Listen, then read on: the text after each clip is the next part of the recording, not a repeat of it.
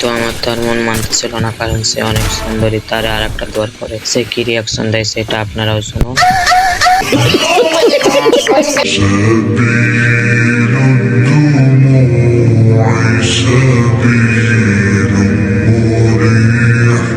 তো গাইস, দীর্ঘ 50 বছর পরে আমাদের বাড়ির পাশের আরগারা হাটে নেমে পড়ি। যে গাইস দেখছো আমার সামনে, ওইটা কি একবারে 12 হাতের লম্বা গান।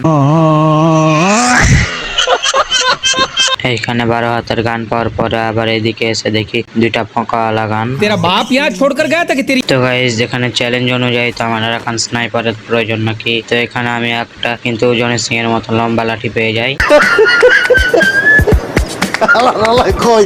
তো গাইস, এখানে আমার সামনে হচ্ছে পরিমণিকে একটা দিলাম আমি 12 হাতের লম্বা গান দিয়ে শট। তারপর জনি সিং এর প্রোটিন দিয়ে 83 গ্রাম ড্যামেজ দিতেই দেখি সে ঘোড়া হয়ে গেছে। তো গাইস, এখানে আমি নামার পরে তাদের বংশকে করে দিছি, মানে নির্বংশ। মুখ সামলে কথা বল। তো গাইস, এখানে তাদের বংশকে করার পরে আমি ভাবসাব নিচ্ছিলাম। তো ভাবসাব নিতে লেগে দেখি কে আমাকে আবার টোকা দেয়। তো গাইস, আমি এখান থেকে নেমে তাকে আবার একটা শট দিতেই সে পালাই। যতক্ষণ ওই মালটা হাতে না আইবো ততক্ষণ এইটা বুঝো না।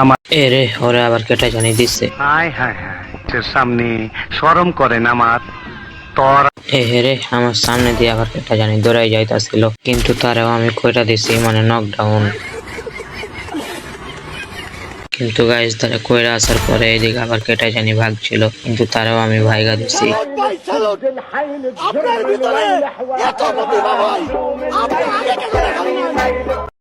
ওখানে আরগারা হাট থেকে ঘুরে এসে দেখি টিভি টাওয়ারে অনেক বড় ঝামেলা লেগে গেছে। তুই কিন্তু একটা ঝামেলার সৃষ্টি করতে চলেছিস। কিন্তু ঝামেলা ছুটাতে একটাকে দিচ্ছি।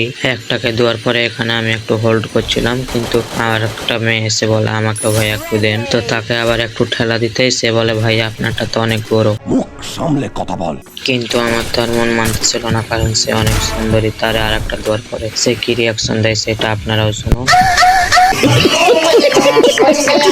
এইদিকে আবার একটা মেয়েকেও দিয়ে দেয়, কারণ সে আমার প্রপোজ অ্যাকসেপ্ট করে না। আমাকে বলে কিনা বেড়া তুই লুচ্চা।